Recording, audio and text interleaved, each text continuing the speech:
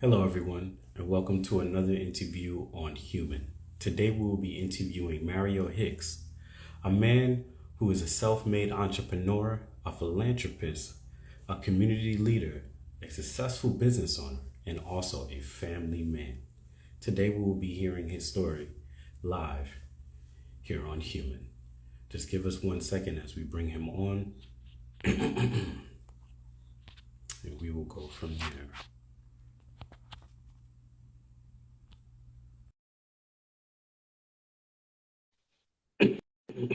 I hope everyone has been having a great day. I look forward to executing this interview step by step.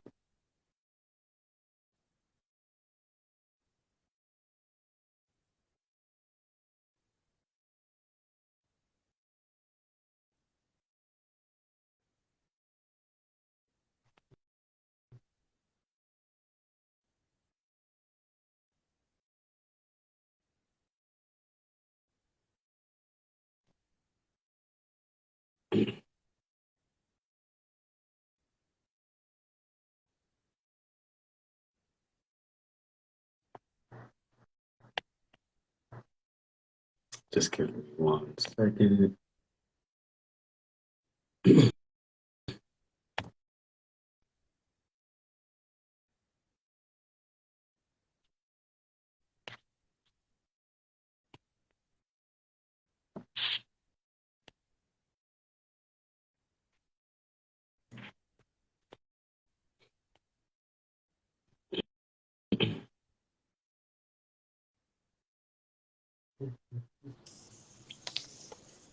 Hey, what's going on, my man? Man, how you doing? What's up, man?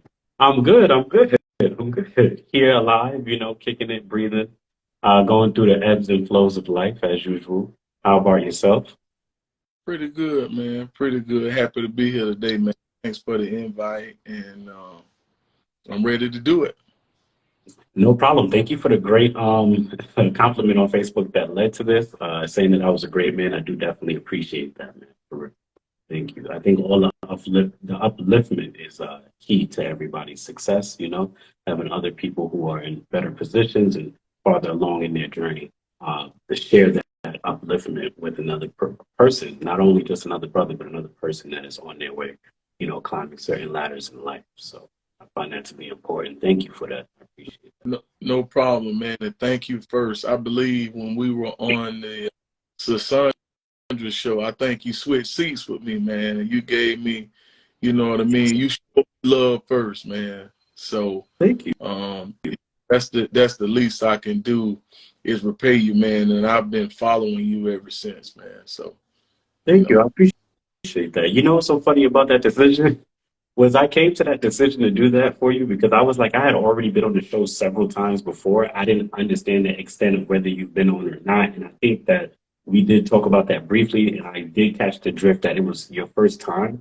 And so I was like, well, why not let someone else, also get that shine that they deserve too. So I think that's very important about like not being selfish when it comes to allowing others to be seen also. So, but without further ado, please introduce yourself to the audience for those that don't know you. My name is Mario J. Hicks, born and raised here in the city of Sanford. I'm a business owner, a father of five boys. One is a Morehouse man currently right now, and I have a fifth grader that's in the National Honor Society. My other boys are awesome, but my 18-year-old, he runs the restaurant, so I own a towing company, a restaurant, and I'm also the marketing director for the Leach Law Firm here in the state of Florida. um, what's the last one? The NAACP, right? Am I correct? You're on the executive committee of the NAACP. Executive member of the NAACP here in the Seminole County chapter, as well as I'm a member of the United Negro College Fund Seminole County chapter as well. Wow. And recently appointed, I'm a board member for the Virgil Hawkins um, Foundation, board, and that's a board of Black minority attorneys that do pro bono services, throughout Central Florida for the people. Wow, that's amazing. I'm gonna have to contact you later regarding those resources. That's great. That's great. I would actually like to have you share those resources with me at a later time so that way I could post it for those who may need it. A big part of our audience is still in Florida, despite my move to Texas. We'll do it. So we, we already know where you're from, so I'm gonna go ahead and skip that. uh, what does it mean what does it mean to you to be a fourth generation Sanford native? It means everything. My great grandfather, my grandfather, and my father all lived here. And I don't know really a lot about my great grandfather, but I know a lot of grandfather, as well as my dad. They come from a background of entrepreneurs. They were business owners, and they did a lot for their families. And I kind of, even not knowing as much as history as I would have known, I kind of follow in their footsteps. Mm, It's impactful, sometimes overwhelming, but most of all, it's great. I love it. I wouldn't trade it, for nothing in the world, but it is definitely awesome to be able to thrive, not only live, but thrive and be able to give back to your hometown and your city. mm. If I may ask, this is a side note. What do you feel is the difference between living and thriving? Living is just pretty much existing. I would say just barely making it. You know what I mean? Not really having room to help other people, you know. Um, and what I like about my life and what I've came to do and mean to so many people is that I help and I share resources that help people change their lives. Mm. And in your opinion, that's what thriving is for you. Yes, yes. And not just that, offering people jobs, the opportunity to take care of their families. I believe that's very, very important. And that's a part of me thriving, to see the people that are around me thrive. Mm. Because it's not about me, it's about the overall the people that I work with. And I like to say work with instead of them working for, because I get on the ground and I do some of the same things that they do. And I get, the restaurant, I get in the kitchen. At the law firm, I get in the streets with the other people. The tow company, I get in the tow truck sometimes. Just change some oil today in the mechanic shop. you know I push cars around a lot still, jack them up, change tires, all that. Mm. Multifaceted man. Amazing, man. Amazing. What was it like growing up in a loving and caring family? We oftentimes hear the opposite of such, but I wanted to highlight that in particular, especially when it was in your bio. And I feel like a lot of people don't get to hear the positive side of growing up in a family that stood by you or stands by you, excuse me. Um, so I grew up in a two-parent home. My mom and dad was married, and for as long as I was can remember my adult life, uh, my mom worked with my dad, and in return, the kids worked with our dad. And I first learned how to drive when I was about 7 years old. And my dad, he used to tow cars. And he was pulling me one day. And it's funny because the police pulled him over and they said, well, the car is moving behind you, but we don't understand how it's going. And they couldn't see my head because I would hold up on the steering wheel until I seen his brake lights. And when I seen his brake lights, I would hold the steering wheel and press the brakes as hard as I could so I didn't run into the back of him. And think the most joyful time, for me was going to 7-Eleven after the junkyard. Hmm. So we got to get a hot dog and a Slurpee, man. I kid you not. Like, you know, I share that with my sons, but that was my payment. You know what I mean?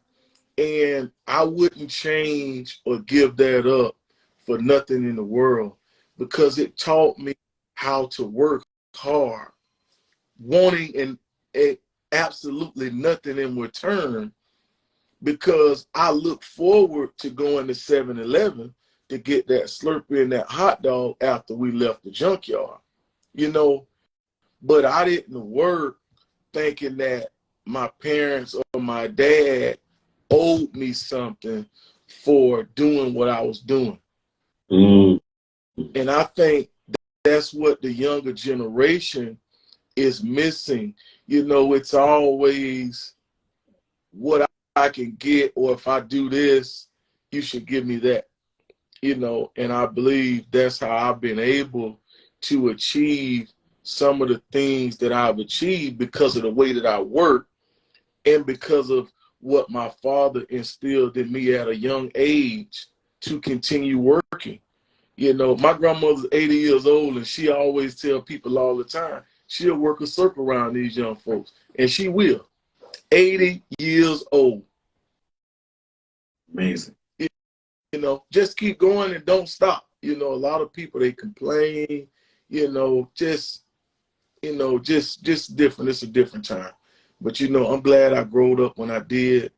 I know my parents loved me, and I experienced that. Although our family was nowhere near perfect, but I was in a definitely overwhelming, loving home with both of my parents.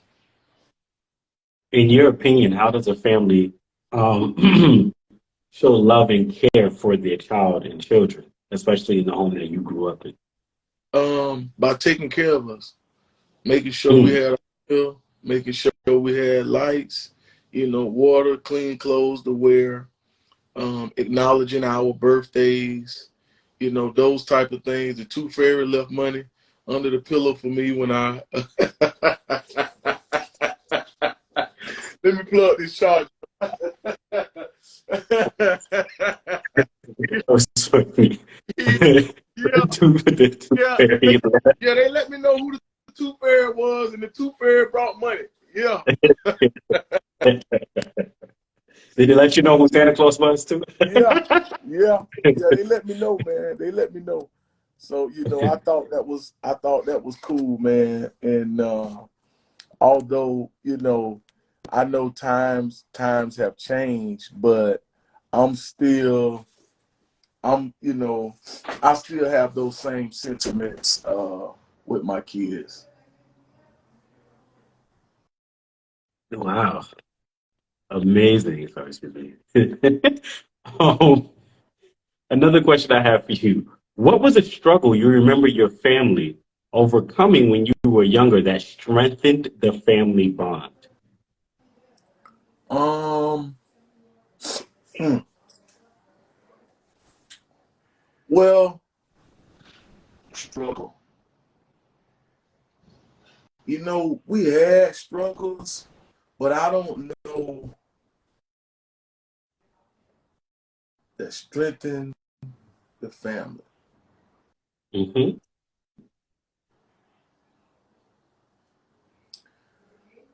Um, I don't know, man. I would have to think about that. Maybe we can come back to that. But one thing, Yeah. one thing I would say to that is, I bought my first house at I was 17, and I still have it to this day.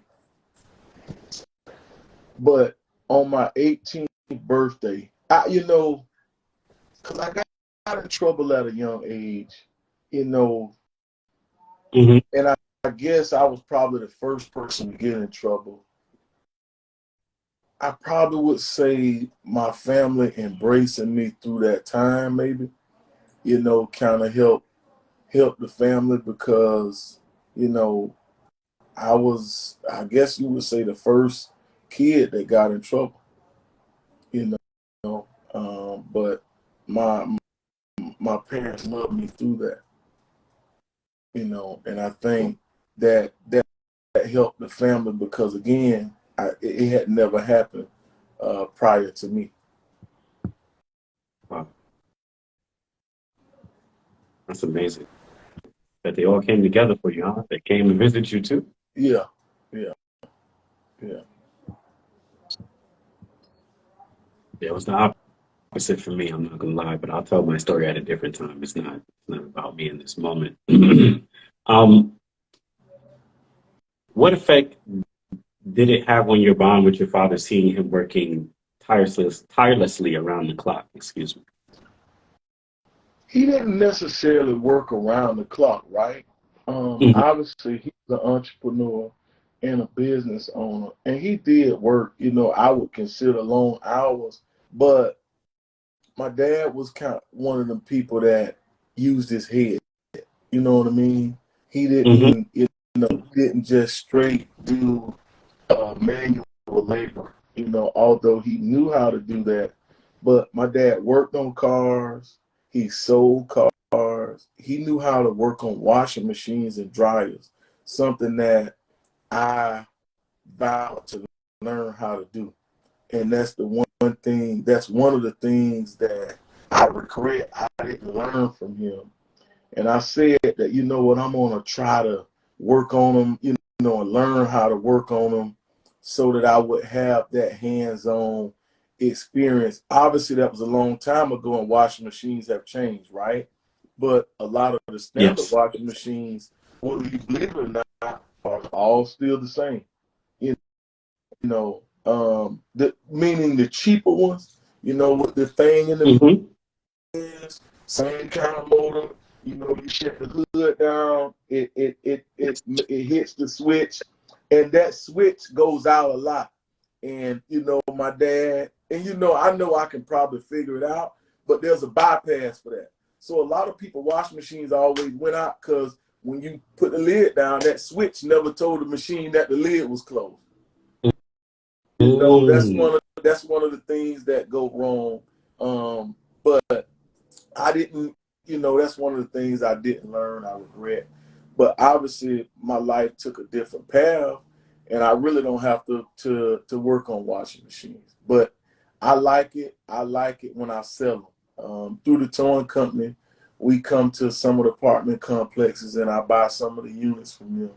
And I feel good when I sell those throughout the months and days that I have the units from those apartments. Wow. And we're talking about washing units. Am I correct? Yeah, washers and dryers, that I get Wow. from complexes. How did your upbringing impact? How did your, excuse me, environment impact your upbringing? Can you give us an example of one negative impact and one positive impact in that exact order? Um, Negative impact.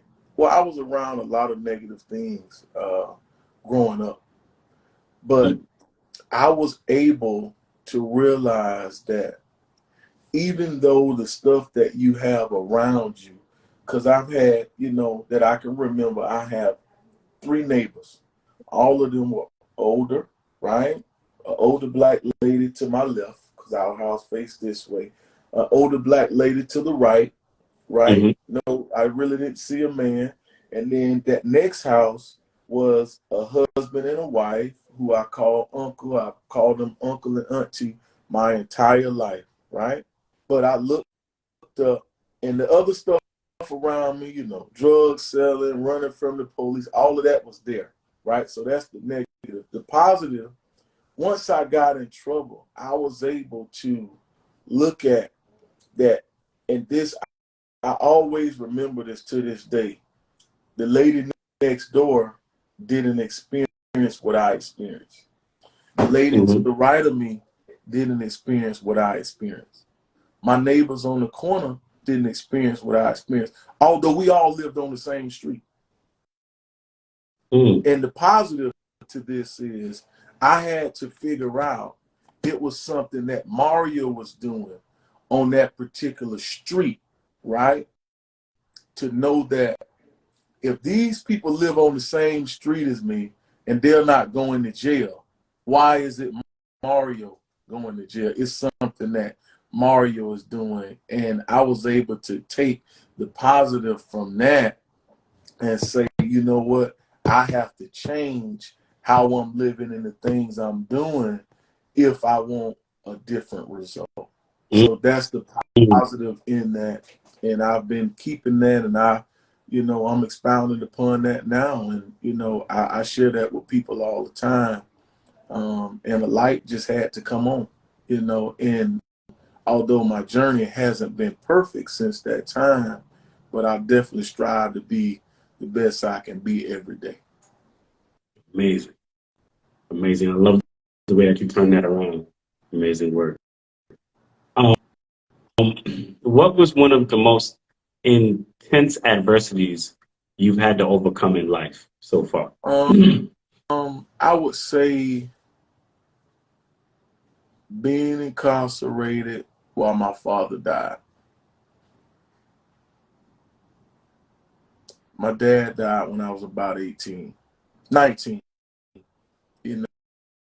I was in prison, left the county jail, and, got that letter or phone call, and they said, man, your dad just had a heart attack, a stroke, and he didn't make it. I think, I felt like life was over for me at that time, because my dad taught me everything I know, and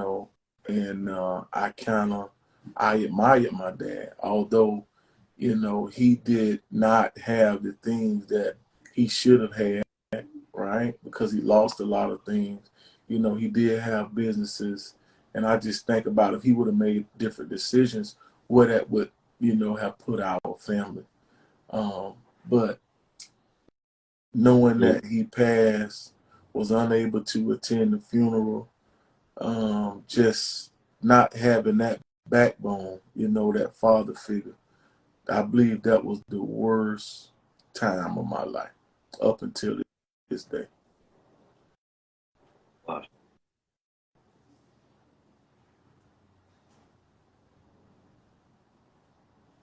How did you overcome that while you was incarcerated? I know that took a while to process and to have go through. Yes, yes, it did, and it was only God, man. It was only God. Had very few friends at that time.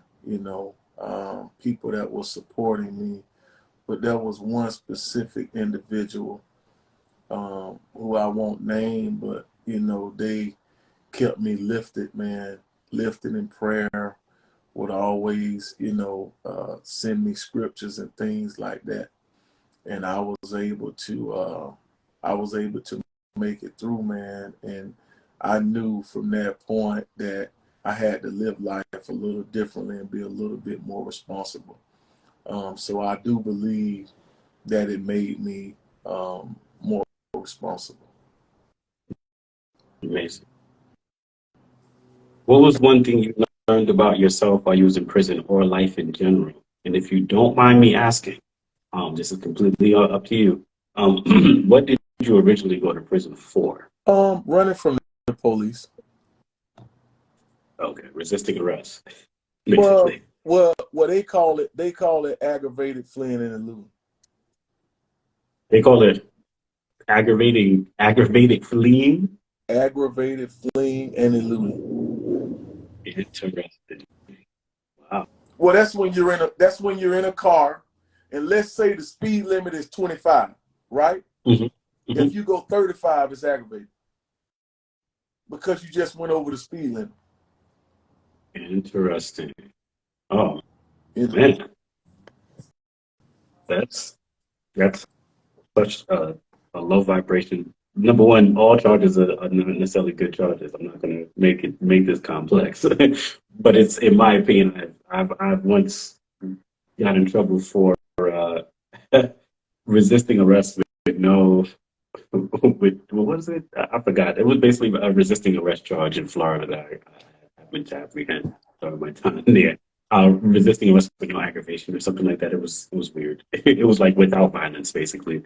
Um, but wow. But back to the first question is, what did you learn about life and yourself at that time, or either or? Um, what did I learn about life? I learned that life was short. I learned that life was short. I learned that mistakes count. Mistakes count. And although at the time, you know, I learned that the system is not fair. At the time, I scored 15.6 months if I were to go to prison. How I ended up with 7 years, I still don't understand to this day. 4 years in, 3 years out. That was the sentence. But if I went to prison, I was supposed to get 15.6 months. That's what I scored. So I was over sentenced day one. And what I what I want to say is, what was traumatizing while I was there, I seen another black man that was already a convicted felon with the same exact charge and current other charges, right? Prior came in after me. Same exact charge as me. Did 6 months. So he did like 4.5. He got 6 months, Well, 180 for all, yeah. days. And he left before me, and I went to prison for the same thing.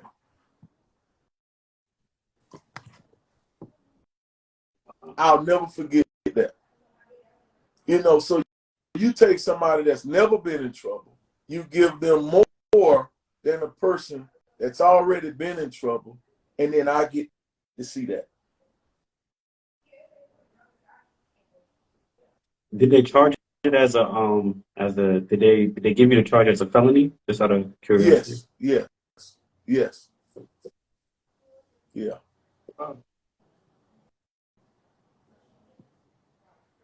That's totally unfair.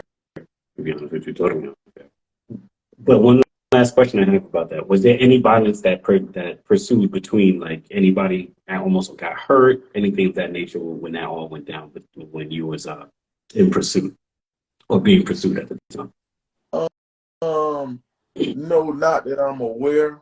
Because it's been a long time, and I'm gonna tell you what kind of happened is it was a lot of different charges, right? But there was some other mitigating circumstances, that was different from the actual case at the time. You see what I'm saying? So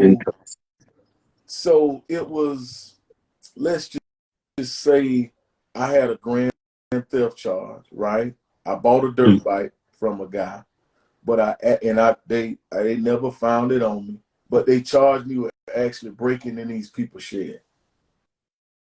So basically what I should have got was dealing in stolen property or buying a stolen property without knowledge or something like that, right? But Right. I remember the charge, it was like burglary of a conveyance or something like that. But I didn't burglarize anybody's house. You see what I'm saying? I see what you're saying. And 100%. then like you never came and got the thing from me. You see what I'm saying? It was left in the road, right? So how do you say I had it and it was in the road? Wow. You see what I'm saying? So that was one incident. Then you had another incident. And then there was another incident. So it was all three of these things, put together. And then you had what I ended up with. But again, this one was thrown out, you know, and it just it was all put together, but then separated, you know. Interesting. And so they were able to collectively, I guess, charge you with everything together, almost like a sandwich deal. Yeah, yeah. I want to revert back to the entrepreneurial mindset that your father left on you. What was one aspect of value that your dad instilled with you that has passed on to you when it comes to having an entrepreneurial mindset? Hard work. Mm, Nothing beats the grind. You know, mm, a lot of people, if you follow me, I know you be like, this guy's in Atlanta, he's in Miami, he's in Brazil, he's in New York. Like, but I'm still working.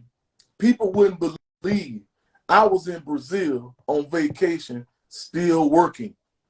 mm, mm.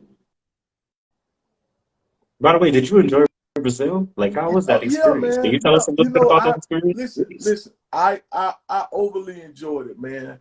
And I think probably the most terrific thing that I did was climb that mountain. Although it was one of the hardest things I ever did in life, I believe that was one of the most, you know, hardest things. Is that the mountain you're hanging from in the picture Yeah, on yeah. Instagram? That's pretty cool. And That's pretty but what happened? The chicken, man. The chicken was that chicken I was eating was awesome.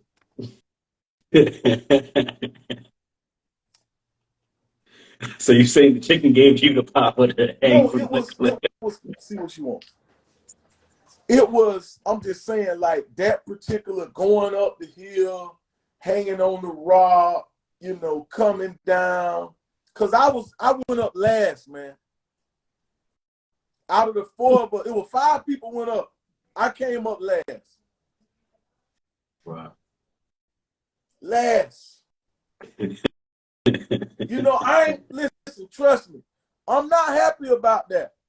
You know, but I accept it. You know, and I believe I weighed the most. I had on flip flops. I wasn't ready, you know, to go and do that. But we left the house and we seen this, and we just were like, man, we're doing this today.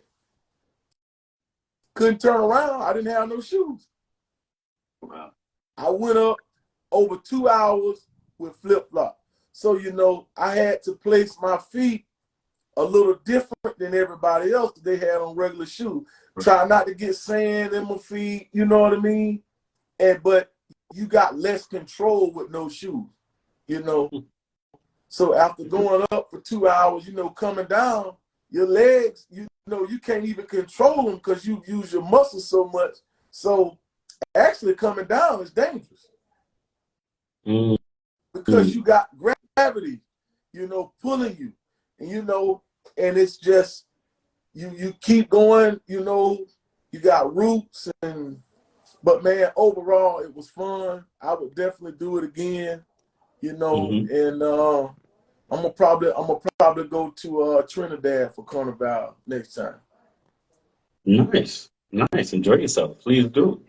yeah, What was did you get to experience the culture of Brazil? yeah, yeah. I wish I knew how to speak Portuguese. You know, we really didn't run into people, man, that was able to translate well.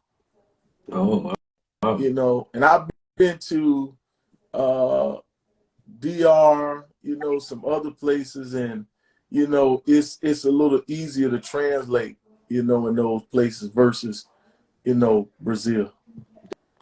Do you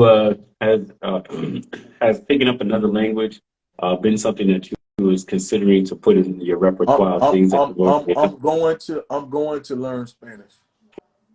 Okay. That's a goal for this year. The law firm really wants me to be bilingual. and they're willing to pay. It's just me finding the time to actually do it. Mm. So I got two goals. I'm gonna say this on record. I want to learn Spanish this year, and I Hmm. want to get my CDLs. Right, I'm gonna give you three, and I want to get a semi puller. One The of those semi. big trucks that pull semi.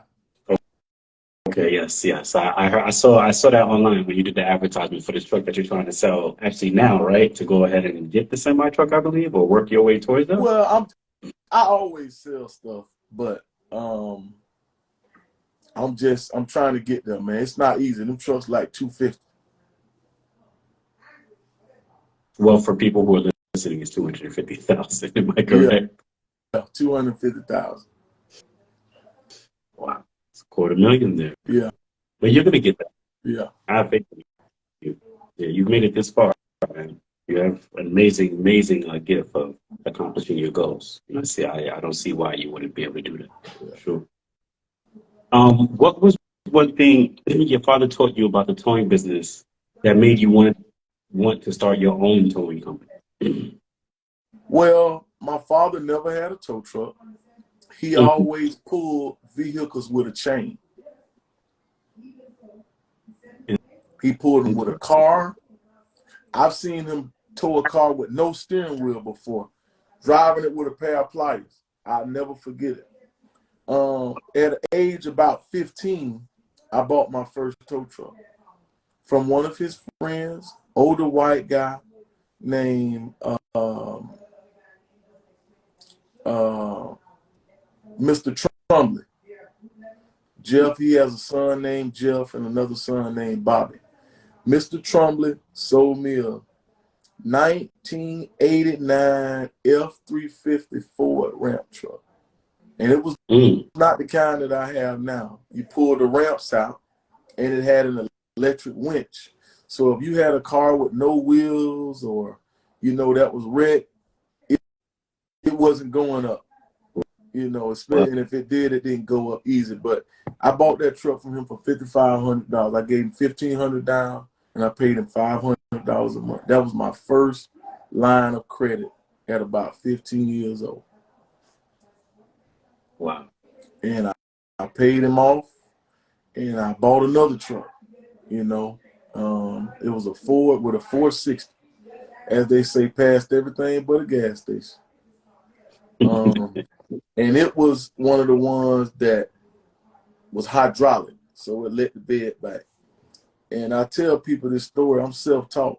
I loaded a car in front of my dad.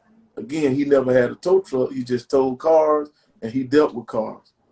I put the short bed, flat bed truck up, and I tilted the bed. And I Mm. heard something go, pop, pop, broke the bed in half. First time using it. Wow. I'll never forget that. So when you're doing these trucks, what happened is I had all the weight back here and I tried to turn the truck. But what should happen, I should have slid the weight up over the wheels and then brought it down. You understand? Mm. I get what you're So saying. I broke the truck in half. You know, it was repaired, but it was never the same. So the whole life of the truck, I used it. It was broken. So, I learned something that day, and it cost me a lot of money to learn it. Was you eventually able to forget it fixed? Well, it was never fixed 100%. I got it where it would work, but it was never 100% after it was broken. In order to Did fix it right, you would have had to take the entire bed off the truck, which was probably like 5 or 10 grand, cut it, re-weld it, fresh welds, and it wasn't worth it, you know. it would have been a better choice to buy a total new truck Another then? prop, yeah, with the amount of money that I would have invested in that. Did you find it difficult to start a towing business? Yeah, it was very difficult. What was some Yeah. of the hardships you had to overcome starting a towing business? Like, Oh man, because I think you're just the first person I've interviewed so far. My bad, excuse me for cutting you off. That I interviewed so far that has actually even owned a towing business that I know of. So I'm very interested to um, hear. first is the insurance, and the experience. So not everybody can get into the towing industry. There's very few people that actually insure tow trucks, especially in the state of Florida. Mm, I think you only have two companies. Out of all the insurance companies, you only got two companies. Progressive is one of them. So my entire time that I've been in business, I've had Progressive all the mm, way up until last year. Um, Anybody that's considering going into the towing business, get ready to pay, $80,000 a year for insurance. 80. Yeah. I got it in black and white right here if you want to see it. you can show us. That's fine. That's fine. Willing to see it. That's perfectly fine. $80,000. Wow. Yeah. Hey, Yeah. Renisha. Renisha.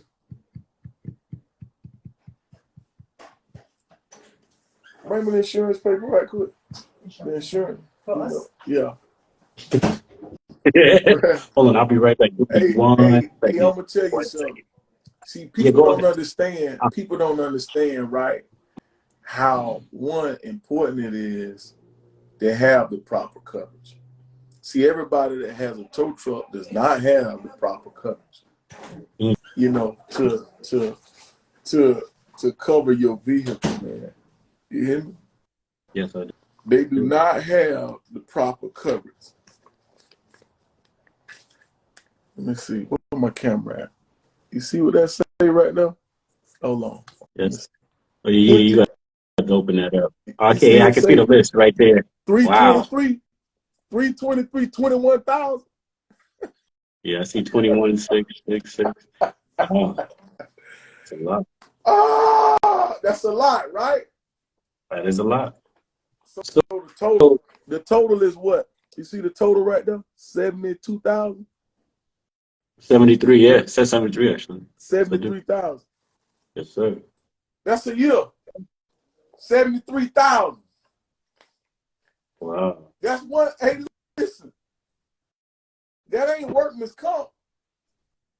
That's just vehicle insurance. That's it. And if you look at that, that's $75,000. I don't care how you look at Yeah, if you round that up 100%. it. I know people that only make 30, 40 grand a year.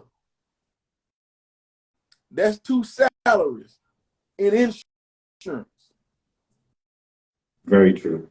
Yeah, Very true. yeah, So in order for that to be the insurance, only the insurance, then you have to be dragging it, I mean, double or maybe even triple the amount, am I correct? For that to be yeah, properly paid. yeah, yeah. And you got to do more than towing too. So do you expand the business into other markets such as like what you said, you do oil changes, you Right. could I probably do. do I things do that are automated. repair. I Mhm. do repair. Somebody just joined in. Uncle Sean, what's up? Barber 407. We working on his car right now as we speak. So we do towing, we do storage, we do Mm, impounds, we do repair, we do recycling, and we do car sales. So interesting. some of the cars that we get, and I'll walk you just to show you all the office a little bit as I talk. But this is the office here, and I love my little office ladies. They always decorate this one office here. This one office here. And they got security cameras all around too. So everybody can see the property. It's my main office, my office manager here, and they got they got the decorations up. Hey, how y'all doing? Good, how are you? Waiting. I got wonderful office lady. And this is waiting room here. We got them. We got them coming. You hear me? So Oh, wow. this one of my lifts here. You know, my welder.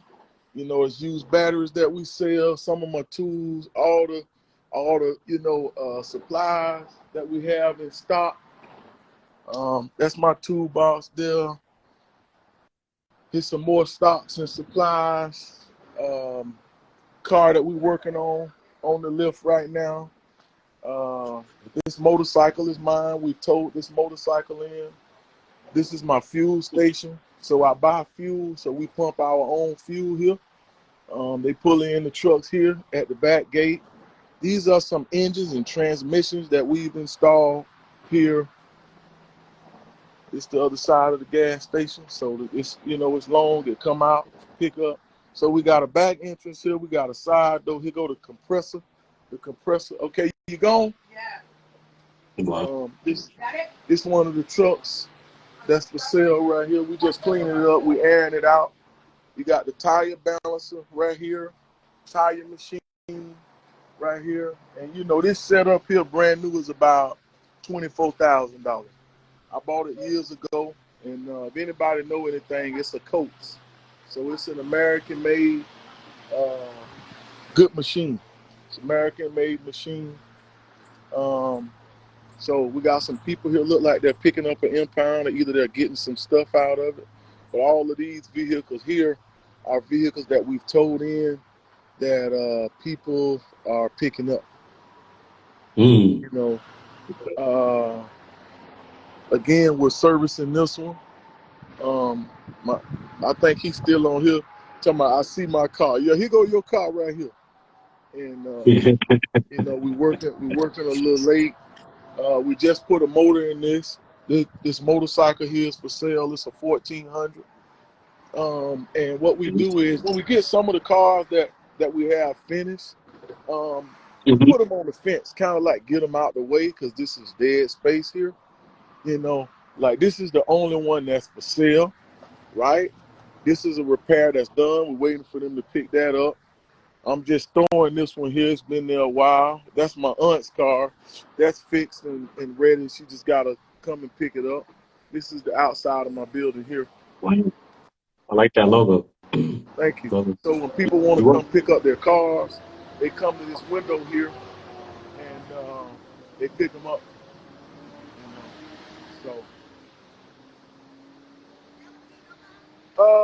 Why? Huh? Yeah. Yeah. I'll bring it here. I'll show you which one it is. So I'm back in the office. It's my office here. I'm really not in here that much. But it's my office here, man. So this, this way I'm at.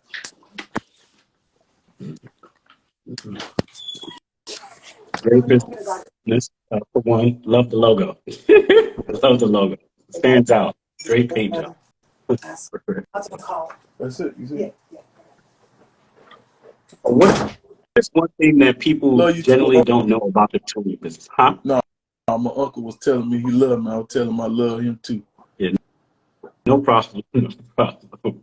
We gotta tell what the is black one thing man. See, I'm all right with telling a black man, I love you, man. Yes, it is. You know what I'm saying? I love you, man. I'm okay with that. I'm all right with my masculinity. I'm all right with my sexuality. I can tell another man, gay, straight, sideways, indifferent, that I love you. I don't have a problem with that. See, some people when you tell someone cannot do that. No problem. They can't do that. When you tell someone that you love them, because some people kind of like, I had an interview with one lady. Her name is Brittany Caton, actually. Amazing interviewer. She brought up the point of when she says love, she doesn't tell everyone that she loves them because she has to say it from a place of it being genuine. So what are your thoughts on that real quick before we continue with the interview? I just want to hear Like, do you think love could be used as a term of endearment? Is it something that you say that you just genuinely mean it? You know, how does that I transfer over for you? I think for me, you have to mean it. Like, I care about your quality of life. I care about your mental health. If I seen you say something that's out of the ordinary, right, I would think my love for you, right, would care enough to reach out and say, hey, bro, I seen this. I'm just checking on you, seeing if you're okay. Let's talk about it. And depends on if you're open and receptive or not, right? We may can talk about some solutions me and you can come up with over the phone. And I think willing to take that time um, says I love you. You know, I get I love you as an action word. And a lot of times some people, you know, I wake up or see somebody cash out and I send them some money. Okay. And I send them some money, you know, and it may not be a lot, just lunch today, you know, hey man, I'm blessing you with lunch, you know, and I believe as black men, we should do that more often. And I always say, when there's a girl at the counter that's pretty and fine, you know, we know men, they'll pay for her stuff. You know what I'm saying? And what I've started doing, especially black men, right? I'm not excluded to, but you know, because I did it for a Spanish guy last week. He put his stuff on the counter and I paid for it. You know, Mm. um, and I just say I wanted to do this to let other men know, because man, a lot of people don't do stuff for men. Like we're made to be sharp as nails. We're made to be ironclad tough. You know what I mean? Nobody can give us nothing. You know, nobody does nothing for us. So I want to be that person when I get the opportunity to be able to say I can do something for another man, and hopefully he pays it forward and blesses somebody else, and we start this chain reaction of men caring for other men. I really like that concept. I do. I really do. And the reason why I like that concept is because I feel like you said, as men, we're taught to be a certain way. We're taught to just take on the brunt of the responsibilities that we're given in the world. And when I mean the brunt, I mean the hardships that, you know, a lot of people don't want to hear about us, talk about and come out, or even people like myself and other men that I know don't want to be seen as complaining, like, oh, you're complaining all the time. You know, so it is kind of up to us to not even kind of it is predominantly up to us to show each other love. And through showing each other love, we continue to show the world love as a whole, I feel like, you know, I think that's what it all boils down to is people need to learn how to love each other because it's what I see in this new generation is there's a lot of what can I do for myself? What can another person Do for do me. for me as a whole, right? Not only just man or woman in itself, but as a whole, I think the generation that we're going into promotes that a lot. The self ideology of hyper individualism is what I call it. So, without further ado, though, I do want to continue with the interview. Thank you for sharing the love. I appreciate it. And I feel like sometimes we don't know how to take love because we've been, one last thing I'm saying on this is sometimes we don't know how to take love because we've been in many situations where people don't know how to show love to a man. I feel like, especially when he's going through hardships and what the world expects from you as a man in itself, and that expectancy and what it can do to your mental is very interesting to say the least. You know, I will probably have a session or campfire session where I get deeper into that because I do not want to steal any more time from your interview. But what I All will right, chosen continue by with, God, 315. Thank you. And happy birthday. Shout out. Hey. um, what is one thing people generally don't know about the towing business? You just showed us a multitude of things that I didn't know exist in the towing business, but in your opinion, what do you think is one thing And none of that my exists? and none of my trucks are here. All of my trucks are out with my guys. And Mm-hmm. I probably would say people don't know that when you get your car towed, right? See this sign? when you pull into a complex, right, that tows Hmm. cars, you should see one of these. It should be more than 3 feet off the ground, no less than 6 feet high. So it should be somewhere between 4 and 6 feet, which is eye level. In the state of Florida, there's a statute. This should glow up in the dark, right?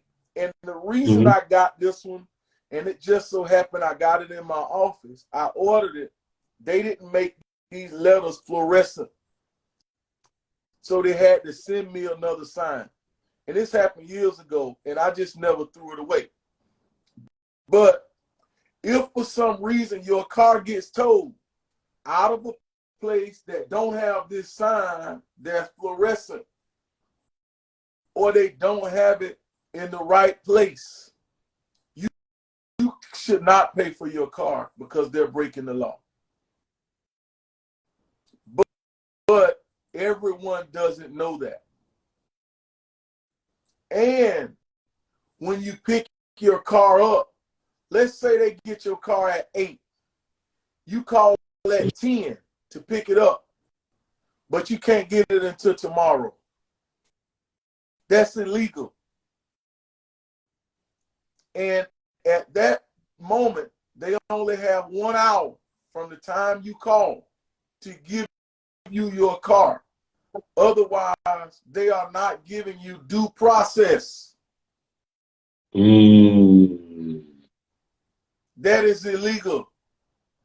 So when you pull in to a property and Hmm. they don't have this, nobody should be able to just come there and take your car, and they don't have it properly posted. And now that I've shared this with you, when you pull into places, by default, mentally, you're going to be looking who the tow company on the sign. Like a lot of people, they just ride around, they pull into places. Oh, Mario the tow man there. OTC there, OTC there. Because we got a lot of places that we tow from. But these signs are more of an advertisement than it is for us to actually do work. Although we do a lot of towing. And, we're known for towing. People know we will tow. But most of my places that have those signs, we don't even tow anything from. And I'm saying most. So let's say, I don't know how many properties I got right now. Let's say I got 50. Hmm. I may be only towing from 8 of them. Interesting. Oh. So that's something that people don't know. And obviously, the general public don't know a lot of things. The laws have changed. You used to couldn't pick up a rental car. Now you can pick up a rental car. Like the person that has possession over that car has the authority to pick it up now. When that used to didn't happen. If it was a rental car, the rental car company will have to come and pick it up, even though you were the rentee. Wow. Every rental car we could keep until the rental car come and get it. Every car.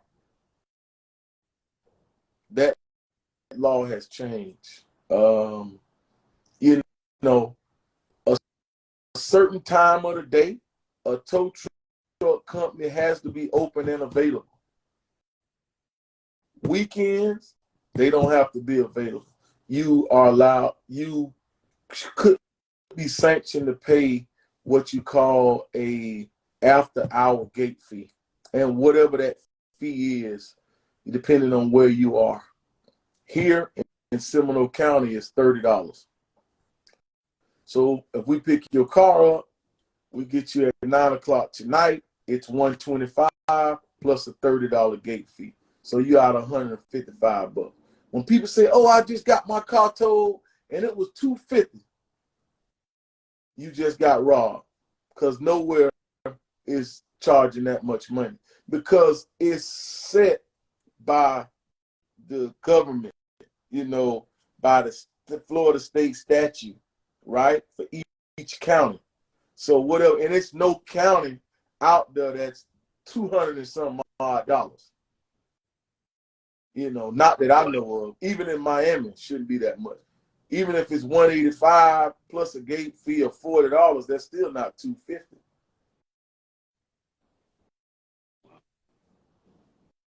That is Oh, it's good. valuable information. Oh, it's good Valuable money. information. It's real good money in this. I know a guy that just bought a truck for like $800,000 cash. Yeah, 800 grand. Was that a truck that moved Yeah, semis? it's a brand new one Wow. too.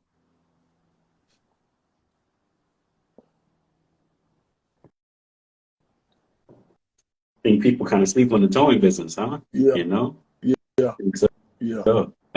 You know, and one reason I want to get the semi, right, puller, Mhm. or it's called a heavy duty wrecker. One of my friends bought one a while ago, but there's a magazine for tow truck drivers. This is a really big industry. I don't know if people know that, but you think about this. Semis move the world one truckload at a time, right? Very You, true. you think about how many semis break down, get stuck, need to be pulled out. If semis move the world, the person that moves a semi when it's disabled is important too. You understand? Like, Yes, I do.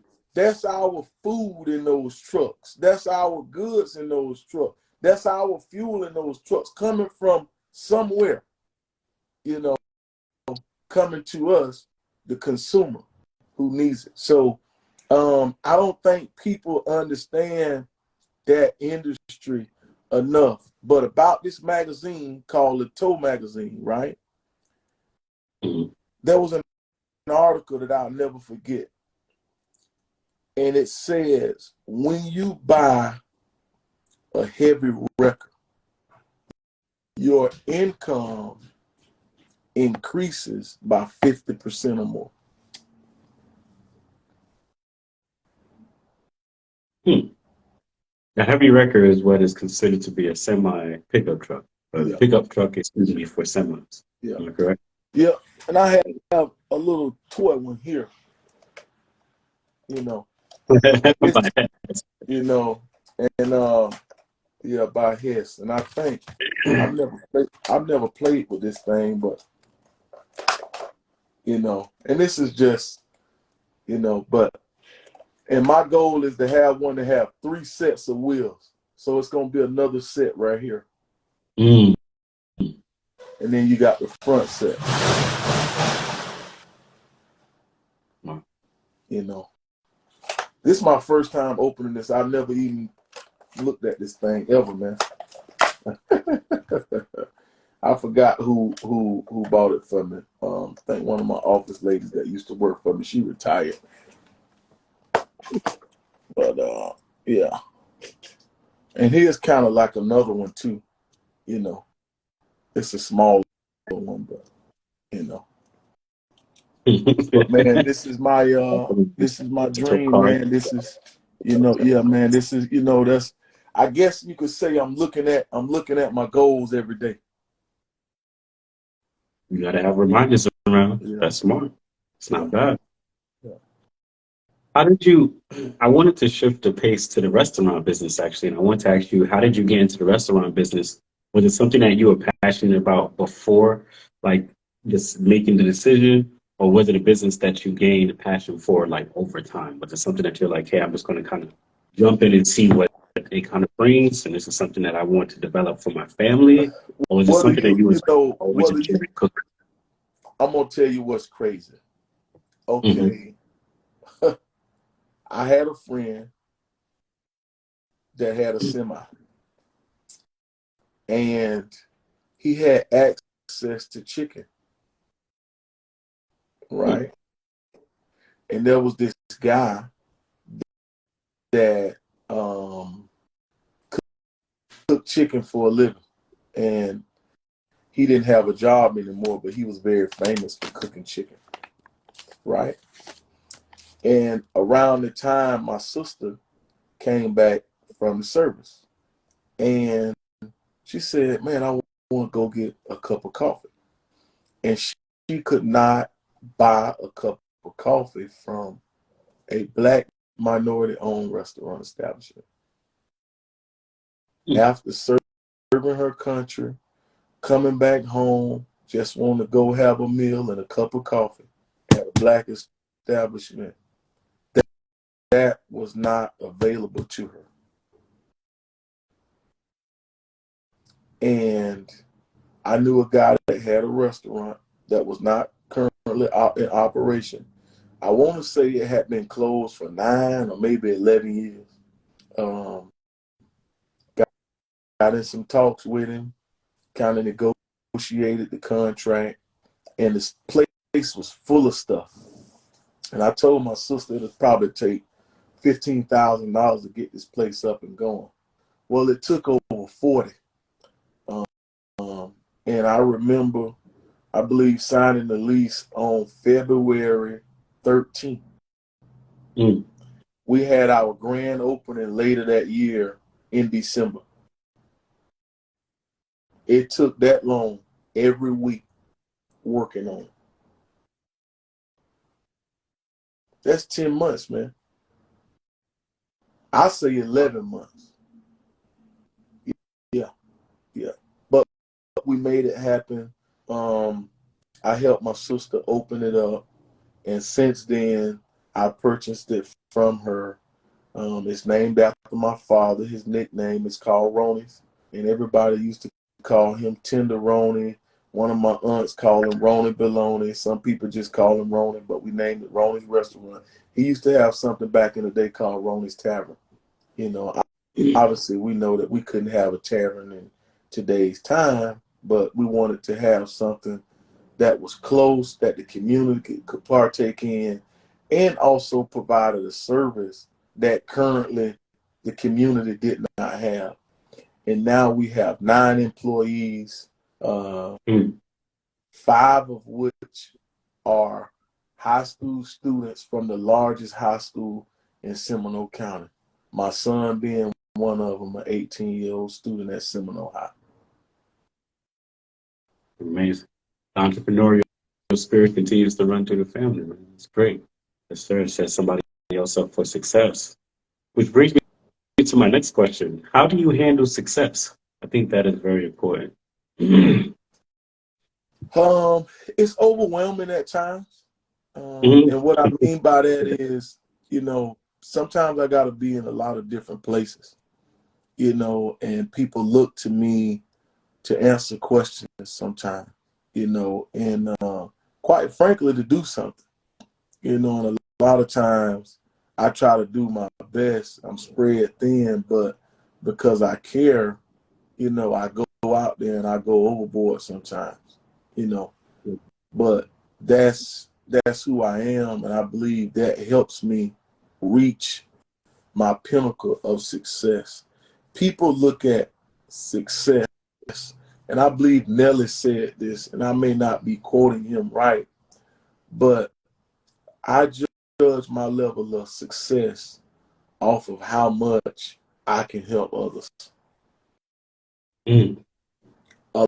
A lot of people around me, they take money from the community or wherever, but they don't give it back. I believe part of being successful is giving back to the community and helping people that need your help, whether it be the people that I work with, the people that we give a turkey, because we do an annual turkey drive every year. Mm-hmm. And for the last 6 years, or the last 4, well, I organized it for 6 years, but it has gotten larger, and it's the largest turkey drive in Seminole County. Wow. And we gave away over 700 turkeys last year, and we're looking to make that number up to 1,000 this year. Congratulations. Yes, sir. Well, well said. And the follow behind that, how do you handle failure? I don't handle it well, man. I don't believe in failing. Mm. Um, And when I mean by failing, I'm talking about I fall, but I'm getting back up. I'm getting back up. I'm brushing the dirt off. I'm Mm-hmm. rinsing my wounds out. I'm gonna pour some alcohol and peroxide on them, and I'm getting back in the paint. So I don't handle failure well, because I Mm-hmm. don't believe in failing. I come to conquer and be a winner. Winners in my bloodline, and that's all I want to do is win, because I'm a winner by nature, Mm-hmm. and nothing is going to stop me from winning. Interesting. Was there a time that you did fail? Most definitely, most definitely. Obviously, I don't reach some of these marks and deadlines. You know what I mean? Um, Mm-hmm. I've done things that I didn't accomplish. I have a nonprofit right now. Some would consider it a failure. It's not off the ground. It's called the Hicks Project, helping individuals come into no success. We're going to help kids whose parents are incarcerated. We're going to help formerly returning citizens, help get back acclimated into society, and just be able to be there for the elderly in our community. We have been given a bus, and we're going to get that bus up and running to the point where we can go down to the elderly and drive them around to get their medication, and do a grocery run every week. And at this point, I consider that a failure, right? Because it's not up and running, it's not working at this point. But at another point, it will be an upcoming, thriving nonprofit that will be an asset to the community and serve its purpose, a very huge purpose in this community. Mm-hmm. A very huge purpose indeed. I see you ran for commissioner for District 2. Can you explain what that experience was like? Please. Well, man, you digging now.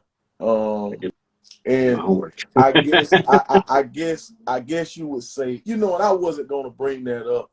And obviously, you know, Fantasia. And I like to use quotes and things that kind of help me to deal with reality.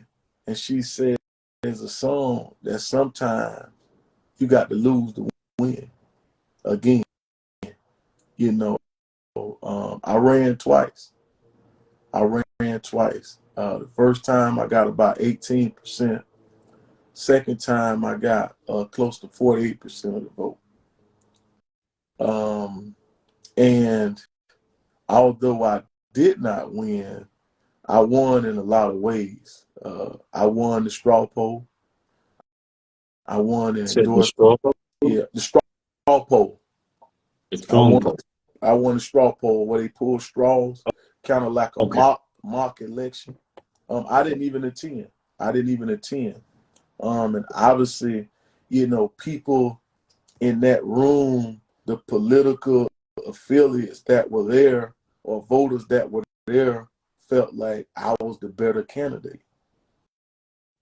You know, come to endorsements and city officials, you know, I had legitimate endorsements from people that were currently in office compared to my opponent who did not. So, I consider that another win. Um, I made history out of five people. Well, no, I think it was 8 in all running for office. I was the only candidate that qualified by petition. Mm. That's a What win. is it qualified by petition, Meaning, if you don't mind me I asking? got people, registered voters in my district to sign saying, I'm going to sign this petition for Mario to put his name on the ballot. Mm. That's a win. Amazing. I raised my opponent 2-1. I raised $40,000 compared to his 19. I think he may have ended up reaching 20, but I raised 40K. That's a win because people believed in me, and this didn't come from special interests. Didn't come from developers, who want to gentrify our community. This came from people that had no interest in doing anything in Sanford. They had interest in investing and believing in Mario. Mm. That was a win, so I won in a lot of ways when it came to the debates and the forums. I won, but we still have that problem where, and this is what I think, and as I talk to people seen the signage, they seen the energy, and a lot of people just stay home because you know what they said? He got it. He don't need my vote. Mm. Because they seen the impact, the campaign, the influence. That's just what I truly believe. Only 1,900 people voted, but you had 10,000 eligible voters.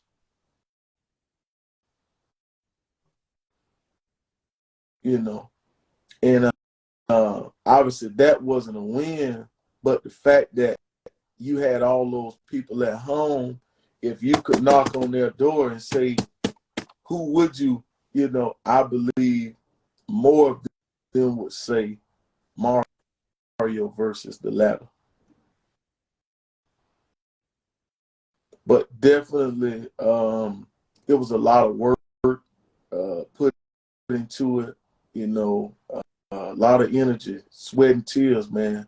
I work hard, to be able to achieve that milestone and not only set the bar, but overachieve. I overachieved in every area, and but one thing that I think kind of hurt me, and what would you say was detrimental at some point, was some of my early on failures where my opponent, he used my past against me, and he sent out a mailer that had my mug shot on it, and some of my prior criminal offenses,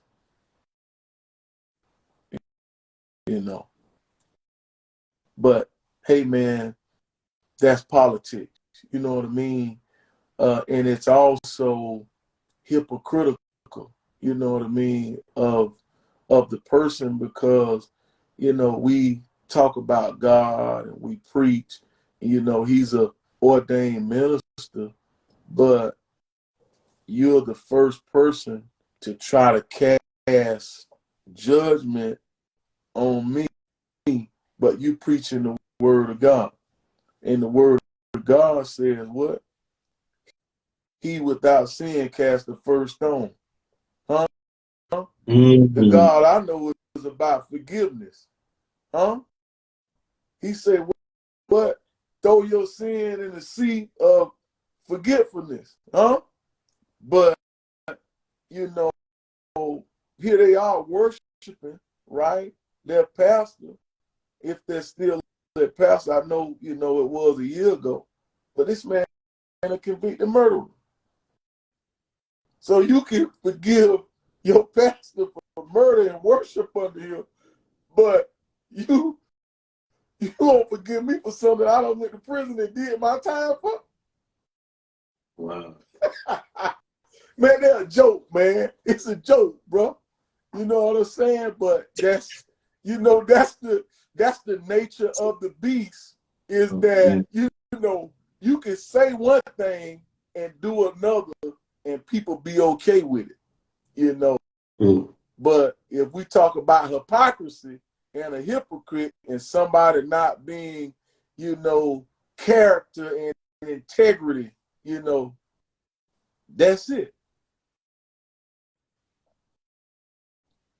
But, you got to wake up every day, man, and put your best foot forward. And, what I can say is I've still been able to do a lot of things in the community that I desired to do anyway. And, the people truly end up with less with me not being there.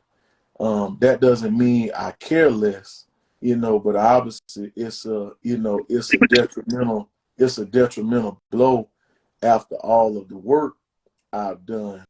And, the people that supported my campaign, if any of you all on this live right now, thank you. I do not take that support for granted, man. A lot of people did a lot of work to see me get there, to be able to represent the people. And I believe I still have a charge to keep, and I'm going to continue to do that.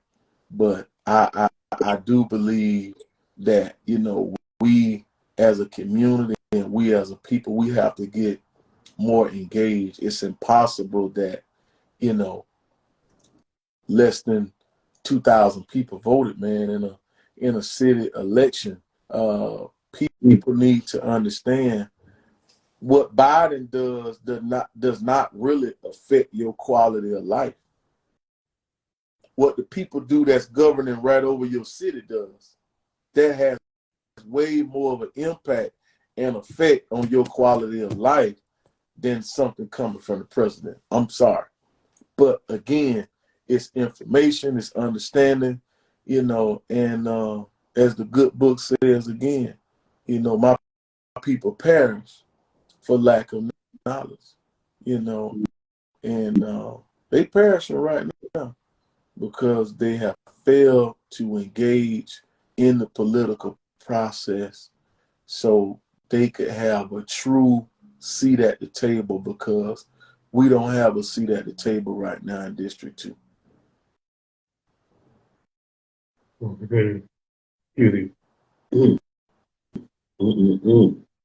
guilty of that too, of not voting. I will admit. But I think part of that comes from a space of where I think you really just spoke from is a lot of people who get into positions of power, you just basically told me your stats, and all the stats, in my opinion, checked out. And I understand that was one thing that was instrumental to you, but that detriment shouldn't have, in my opinion, costed you your seat at that table, right? And so it's oftentimes that we hear, just speaking from a different point of view regarding how the other person may see it, is that oftentimes we hear these stories of great people that can get in these positions, but they're oftentimes met with an amazing amount of resistance or unfair treatment when it comes to the reality of how the polls truly work or how they're supposed to truly work. And giving people a fair shot at these positions has become almost like a maniacal game that I've seen over the years of my existence, where I've voted? No, I've helped campaigns before, excuse me, in Orlando. Turns out the lady, I believe she did win. Monique Worrell's her name.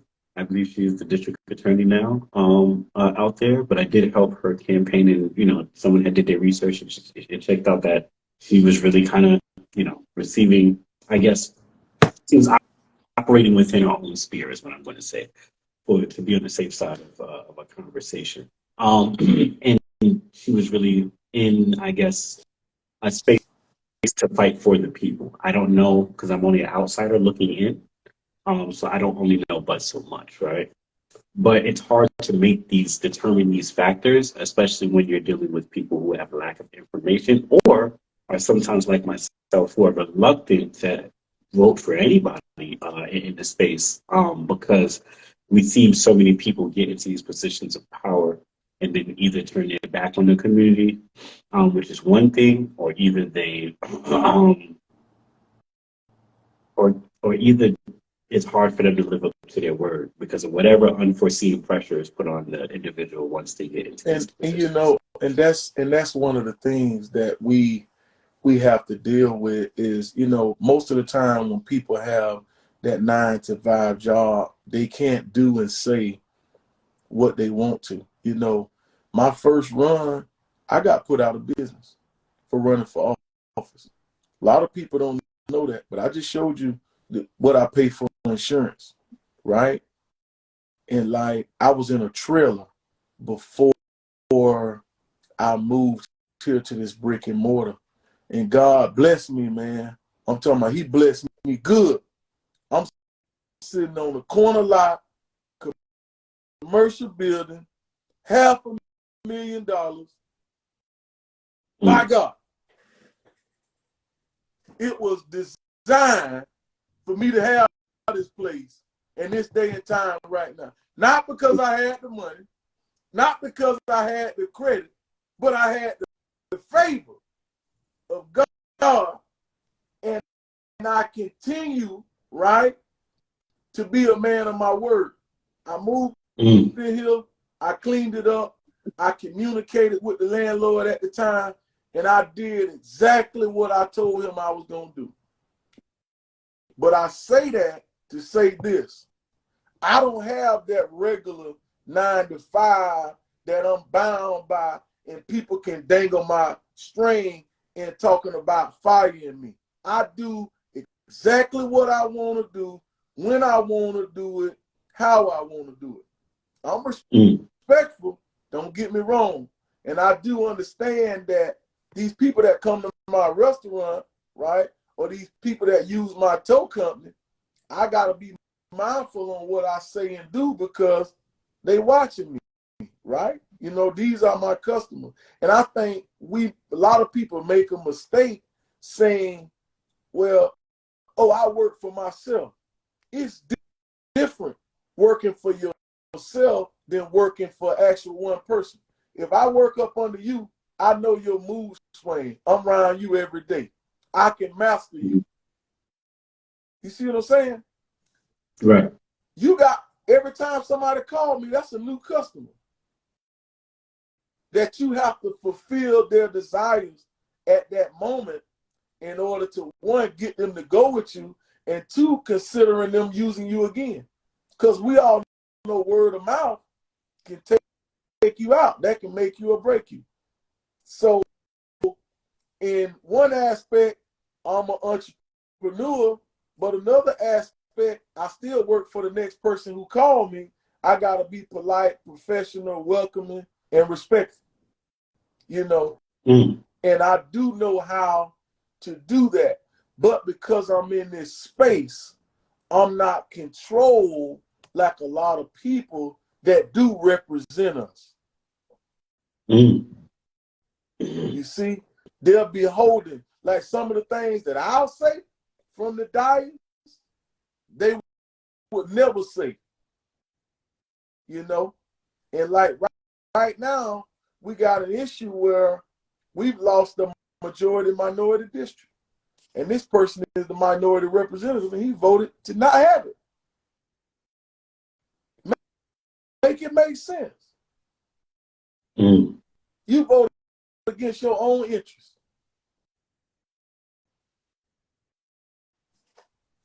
But that's what happened when people put you there and they not educated. They not understanding the drawbacks, the detriment. Black people sued the city of Sanford in 1983, man. There was a federal lawsuit, and the federal government said, out of the 4 districts you got in Sanford, one of them need to be minority. It needs to be 50% minority. Right now we at 47% and decreasing. He had the opportunity to turn that from 47% to 52.84%. He voted to leave it at 47 and decline because, I know you're not in Florida, but you got about 1,500 people moving to Florida every day. Google it. And most of them don't look like me and you. So when they move into this district, they're what? they're changing the demographic. The demographic has already taken over in 3 other districts, right? So this is the only one.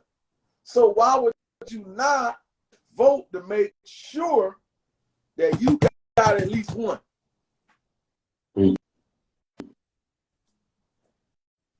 You know, and I think that, you know, the challenge of having that go over into, you know, people understanding that that's what our real breakdown is, because everybody don't, you know, they don't care enough, and they think that, you know, people gonna get there, not do what they supposed to do, they just don't care, you know. And or, you know, some people have other personal reasons, well, you know, and they might not vote for me because I told they car. They might not vote for me because they think my chicken too high. You know, just, bro, some of the stories I done heard, man, some of the stuff I done heard, bro, it's crazy. Because my chicken is too high.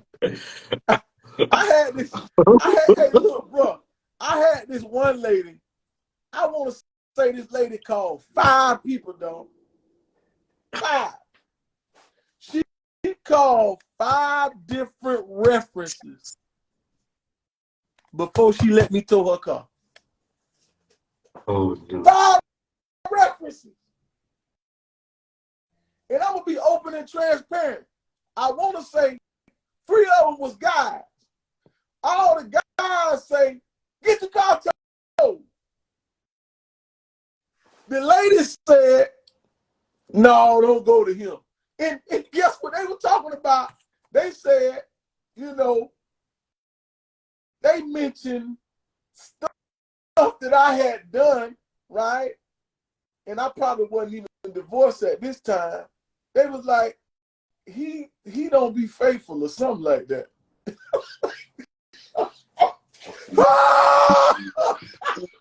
I swear to God, man. I was like, oh, you don't want me to tow your car because somebody told you I cheated? Where they do that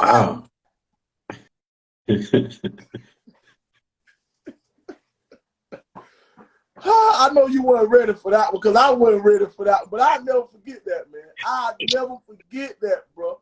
But I ended up towing that car because I had the best price, bro. And Wow. I never even had interaction with the lady. It was like she was actually going to come there and see me. No, I got people work for me. You ain't even going to see me. So you ain't even got to interact with me. But just so happened I was the person answer the phone when you called. And most of the time, I don't answer my tow line. Most of the time. You know. Bro, that's a real story. That's a real, true story, bro. Real story. Oh, man. In your opinion, can politics have a positive impact? And can politics impact a community in a positive way? Based on the conversation we just had, I'm happy we had that lengthy conversation beforehand. Yes, most definitely. One of my close friends, like my sister, is a commissioner. We ran at the same time, and she won. She won, and the numbers were remotely the same, right? Meaning, you know, she won like by 52% or something, you know, and her opponent had 47, 40, something like that. Kind of like the same ratio that me and my opponent had. But she does a lot. She's an African-American woman by the name of Sheena Britton, and she's amazing. She was a 10-year employee at the city of Sanford. I believe she cares about this community more than 3 of them people up there put together. And she definitely has more knowledge than all of them put together. When it comes to the city of Sanford.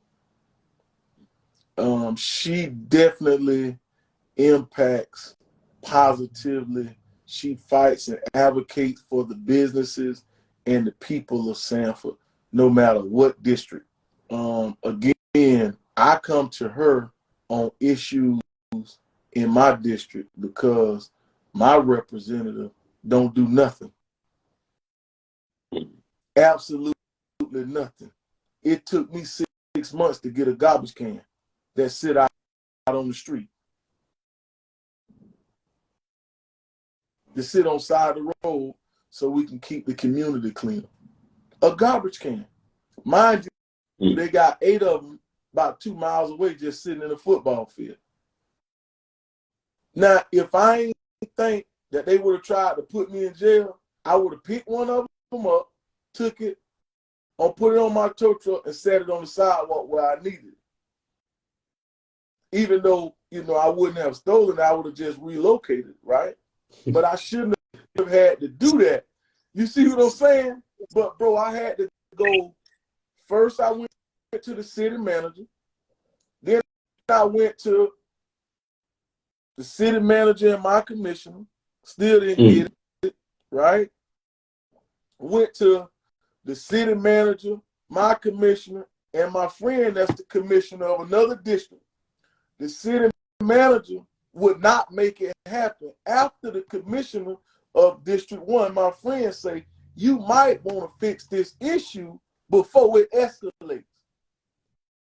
It took for me to go to a white man, that's the mayor, okay? You talking 3 African-American, city manager, make about $200,000 a year, should be resolving problems, commissioner, want to act crazy, and then see this one commissioner, she's a female, right?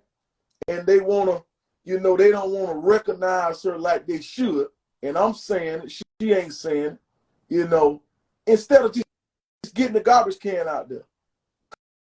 Because what happened, the garbage can is one garbage can, but it keeps overflowing. And I'm glad that people in the community care enough about the community to put it in the garbage can.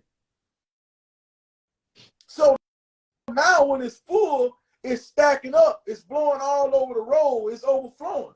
So I'm telling y'all, if you want to keep the community clean, you want to fix the problem, put another garbage can directly on the other side of the light pole because it's right next to a pole. But it took for me to give the email thread to the mayor and let him see all the conversations. And him call the city manager, and then he want to move and get the garbage can out there.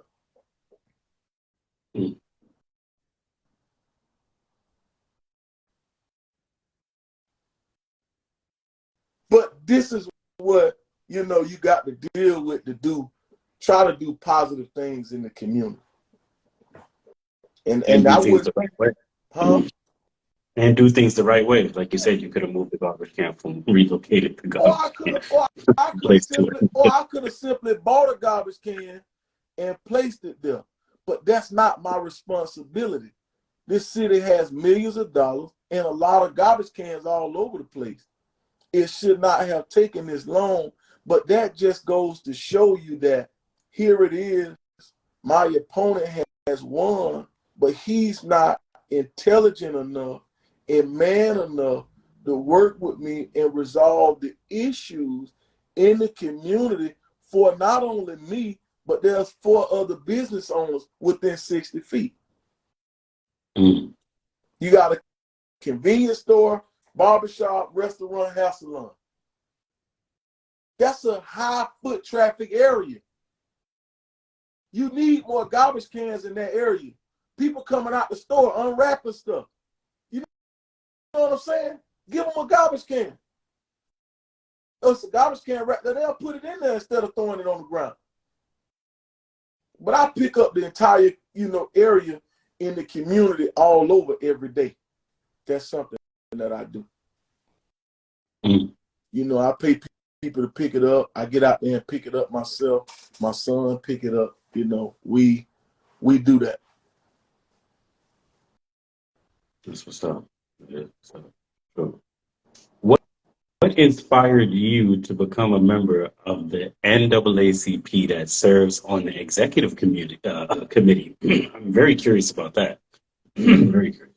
Well, I just wanted to get involved, man. I wanted to get involved. I wanted to be a part of something that people took serious, and I wanted to have stake when I say something that people understand that, this is not just coming from a place of gibberish. It's coming from a place of magnitude, importance, and uh, officiality. You know what I mean? Although Hmm. I don't speak, as a representative for the NAACP, but just to know that I'm affiliated, and things come up, I think that weighs a little different on people's mind and their hearts, because this is about us, and having a voice and making sure that we're treated equally. Is the NAACP the same? Do you think it follows the same structure as when it first came out to what it is nowadays? I actually don't know because I don't see them as much Well, in the COVID, and I'm not gonna blame it on COVID, but since COVID, that really has disrupted the mission. I would definitely like to see them more active. This month was our first, no, last month was our first time meeting in person, which I missed. I was in Brazil, so I'll make this next meeting in person, and I hope that now that we're back in person, that we can get the ball rolling. We just got a new president. Our current president was reelected, so this is her second term. Obviously, the first one has been under COVID, but this one, hopefully we can get some wheels rolling and some things done to make this happen, make some Yes. things happen in the community. What is the most important responsibility you have to your community as a member of the NAACP that serves on the executive committee and as a philanthropist? Um,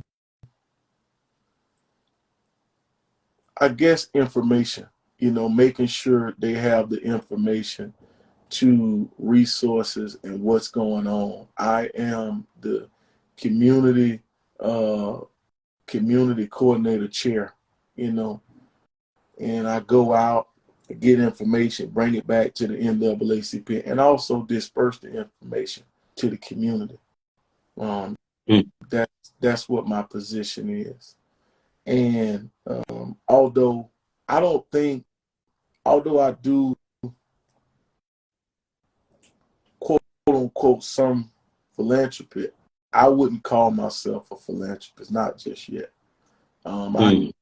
haven't reached that. Although I would love the title, but I'm on a decline, right? Because I don't feel like I'm there. More, I would definitely embrace it once I get there, but I don't think I'm there yet. And I'm okay with other people calling me that, right? And I get it. And I probably, other people, they might not have corrected you, but I feel as though I do not wear that title as well as I could have, and only because I haven't reached the level of success that I would like. Mm. Well, for one, what does that level of success look like for you? Um, Definitely after I get my semi-pro, you know, Okay. maybe after retirement, you know what I mean, when I can really focus on giving, you know. Right now I'm focused on working, you know what I mean, and building capital and reaching that level of success. And I can't truly give back the way that I would really like to and desire. Mm. Interesting. I respect that. I do. I still think you're a philanthropist. That's all right, man. Hey, I can't change the way you think. You know what I mean? This lady told me, she say, and she's about 80 years old. She say, Mario, don't call yourself a community leader. Let other people call you a community leader. And that's something that stuck with me. And she said, just call yourself a community worker. And I said, okay, I'm gonna call myself a community worker. Although I lead, right? But I'm gonna let other people call me a leader. I'm gonna just work and lead and let them have the title. And I believe every day I work closer to being that leader and that philanthropist. Every single day that I stay focused on the dedication part of being there for my community. I want to say that the saying that she told you also falls into something that I learned also, which was called leaving things up for interpretation. Like I named HVMAN a platform, a multimedia platform in a global community, but most of the people that talk to me about HVMAN feel that it's a movement, right? So I have no control over their perception when it comes to that. No matter how many times I say what it is, they're like, no, it's this. So I have to embrace that also. So I understand what it is to embrace the outlook of the people rather than what you think and what you would like to control their outlook to be. Right? I think that's very important. Letting them come to their own conclusions. Now, I wanted to ask you, was there a time that you felt like giving up working on developing your businesses and positioning yourself for greatness? And what did you do to persist past that point of wanting to give up? Oh man. I guess close as to giving up is I would probably say I consider selling my company. Other than that, I never thought that I would give up. And even if I sold it, I still would do something else. So, I can't say that I ever thought about quitting, because I would just, if I was to sell it, I was going to take that money and do something else. What prevented you from selling it? You don't mind. I just wasn't ready. It wasn't the time. The buyer had to be. When you selling a business, it's kind of hard because you got NDA disclosures, you got people coming to assess it, you turning over information, you know what I'm saying, to them. They want to come inside. I was never really serious about selling. And I've never went to do the necessary precautions to sell. Even I considered it and talked about it, but I never really said, give me XYZ and I'm going to lay this out for you. I never reached that part. But, the thought, couple conversations, yeah, but, never really nothing to actually say what you want to do. You want to do this or not? I got this amount of money. No. Amazing. I do like your will to preserve your ownership. I respect that. Yeah. I do. Oh, this is a challenging question that most people find themselves stumbling upon. So I want you to think about this. What has being a father taught you about being a man? What has a father taught me about being a man? What has being a father taught you about being a man?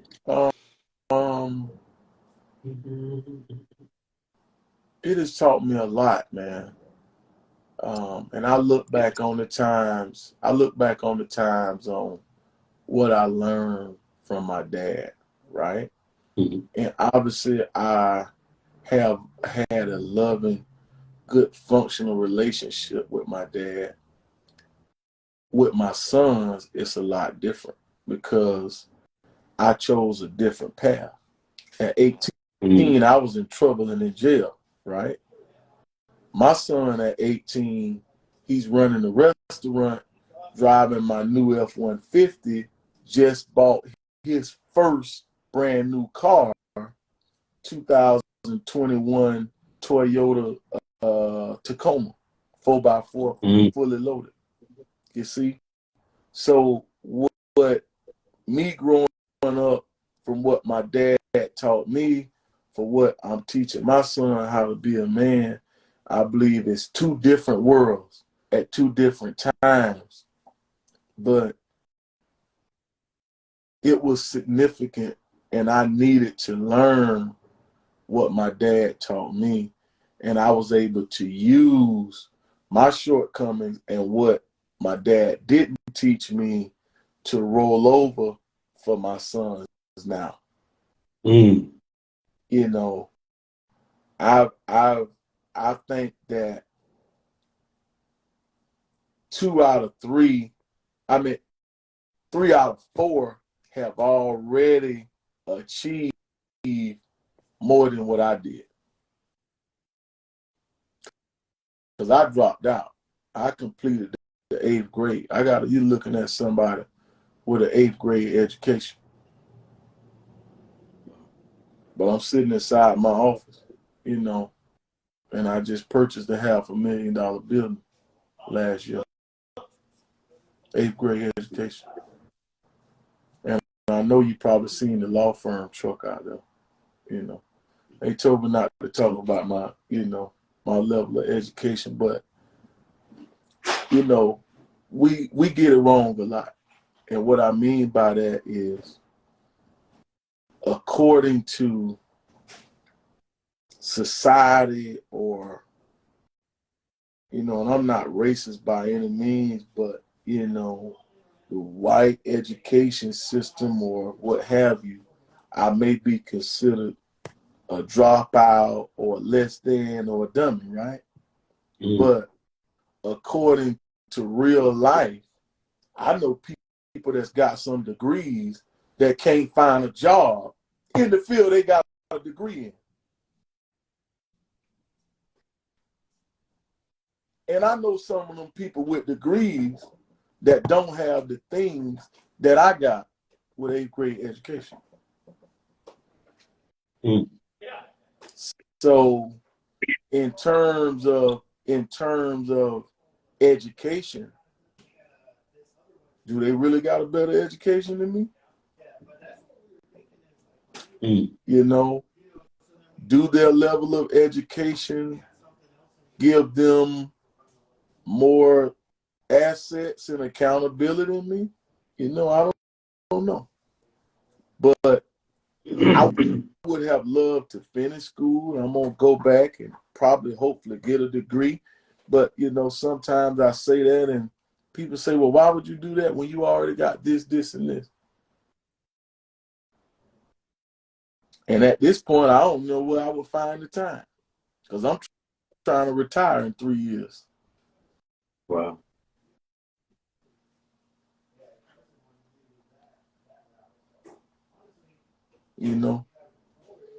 Little piece of rental property here, the business, maybe pass it down or sell it, or, and just relax.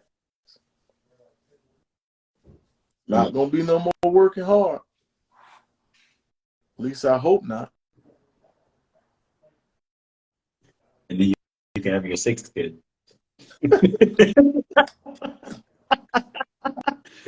Oh. um,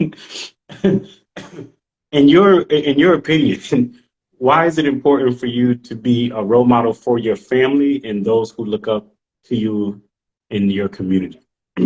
It's very important, because they need to know that coming from where we're from, being through what I've been through, we need to be able to understand that no matter what life has thrown at you, you can still overcome. Mm. you can still be better than yesterday. You know, you're not a second-class citizen. And what I can tell you is a lot of people, you know, I know for a fact that I help a lot of people, and I could help more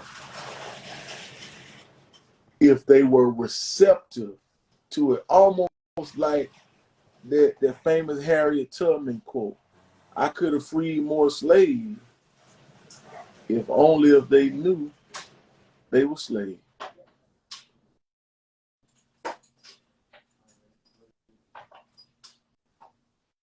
You know, some people in bondage and don't even know.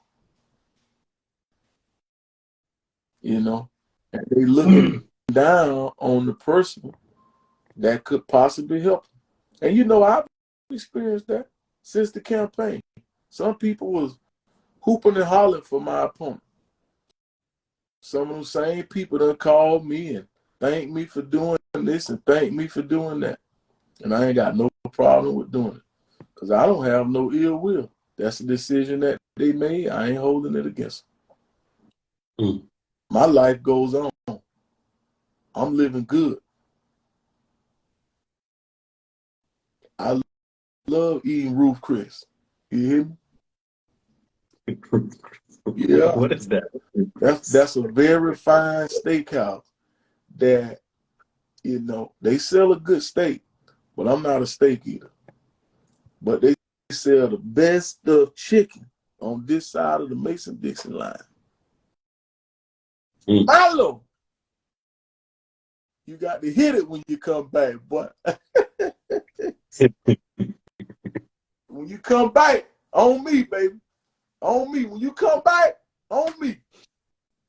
No problem, my we man. gonna go. I'm definitely going to make a visit, though, and I'd like to speak to you after this, okay. too.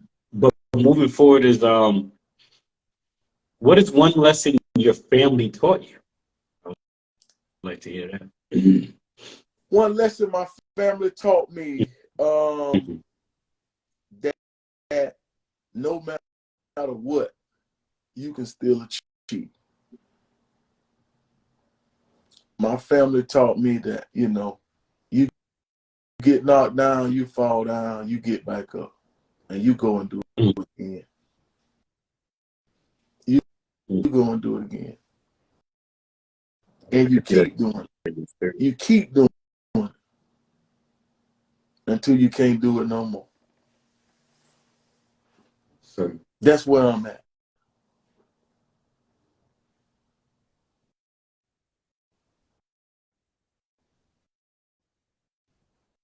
what advice do you have for aspiring entrepreneurs and those who have already begun their journey? Well, first I want to say everybody ain't made to be an entrepreneur. The world got it twisted. The world got it twisted. You know how the old saying goes is, you know, it's not enough Indians, but everybody want to be a chief. See, everybody ain't made to cut these checks. Everybody isn't made to stand in the paint and do what a lot of the other people do, you know, in this particular day and age and time. And I think that we hype people up. We tell them that they can do it when they may not have the traits that's needed to achieve that particular goal. You know, and I think a lot of us, you know, are not honest with ourselves, family members, and friends. I think that's the first mistake.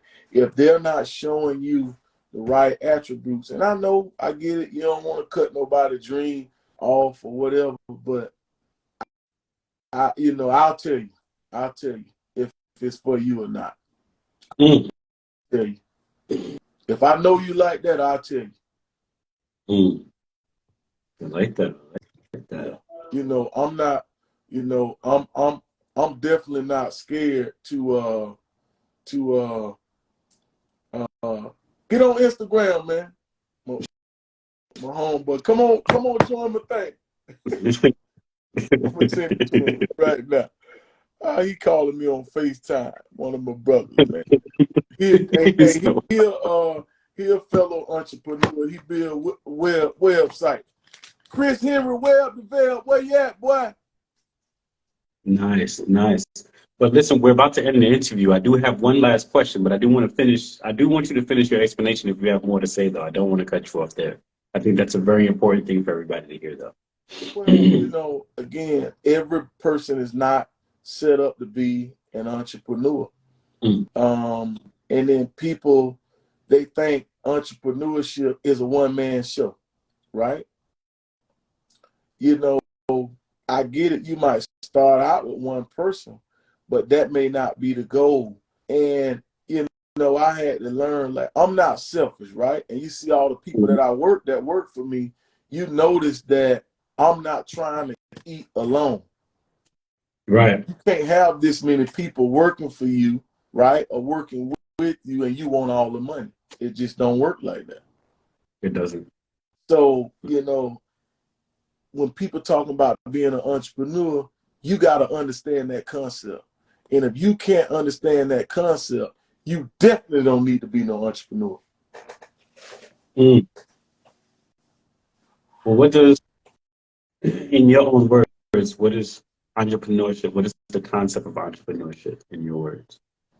Entrepreneurship it's a lifestyle. You know, it's a real lifestyle. Entrepreneurship is waking up every day, trying to make today better than yesterday, achieving goals that have never been achieved before, putting yourself in a position to make sure the people that are up under you or beside you have what they need, what their expectations are of you to help them provide for their family. That's what entrepreneurship is for me. Leading the way to help others. There's a lot of people that have worked under me, right, or with me, that have went on to open their own business. You know, I'm directly responsible for several other people that have opened tow companies because of what I have achieved. That's Mm. entrepreneurship. And you know what? I'm not mad or upset. A lot of them still have questions. I got a young lady right now that has a tow company that she's opened up in Volusia County, and she sends some of her personnel over here every single week, and we train them for free, helping them understand hands-on, this is how a tow company is built and successfully ran. Mm.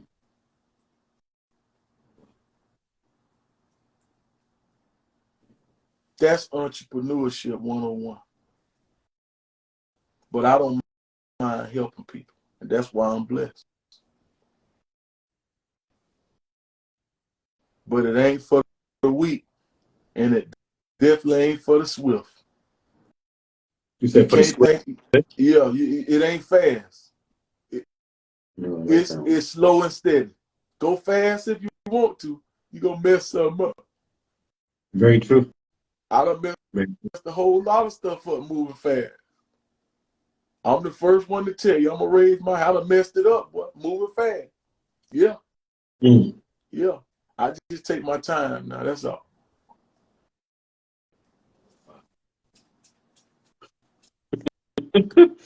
Oh, man. I have one last question for you. One last question. What does being human mean to you? Oh, man. What does being human mean to me? Living, man. Uh, living in this world, being able to cope, understand, help, thrive with the human race, having feelings, having understanding, you know, being able to be intimate, to show love, and get that reciprocal reciprocated to you as a person, as a man. That's what being human means to me. I want to say thank you for coming on, Mario Hicks. It has been an honor and a pleasure to interview you. Thank you for your vulnerability, your honesty, and your straightforwardness. It has all been great to hear. And I think that it will be greatly beneficial to the audience who will be seeing this interview as soon as we put it out. Do you have any closing remarks? Please tell people where they can find you at online, and even for those who are in Florida, where they can find your business. Definitely, especially for those who will be listening, who will be visiting Florida, so they can come and see. Okay. Mario J. Hicks, Mario_Hicks on Instagram, Mario J. Hicks on Facebook. It's Roni's Restaurant, owned and operated by Mario Hicks. OTC Towing, you guys can look that up, or Off-The-Chain Towing on Facebook and Instagram, and Mario at the Leach Law Firm. But you can just DM me. We provide service for Georgia, Florida, and we're moving on the way to Alabama. Nice. So you know somebody in a car accident, hurt on the job, discrimination, not getting paid for overtime, any type of employment issue. Even if any question you have, you can bring it to me. Send me a DM, call me, telephone number 321-696-3623.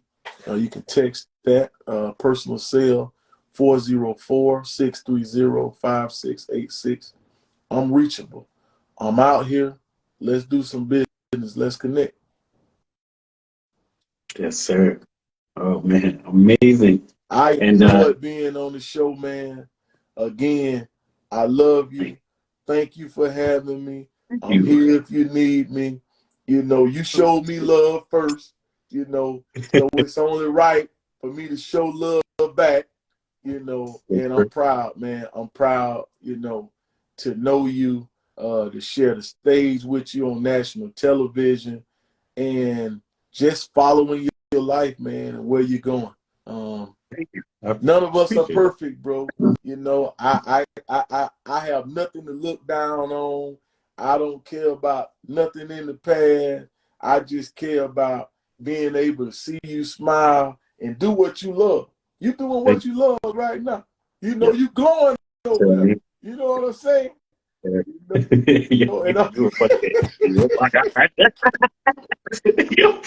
was a good interview, though. This was funny. You've had a lot of great moments.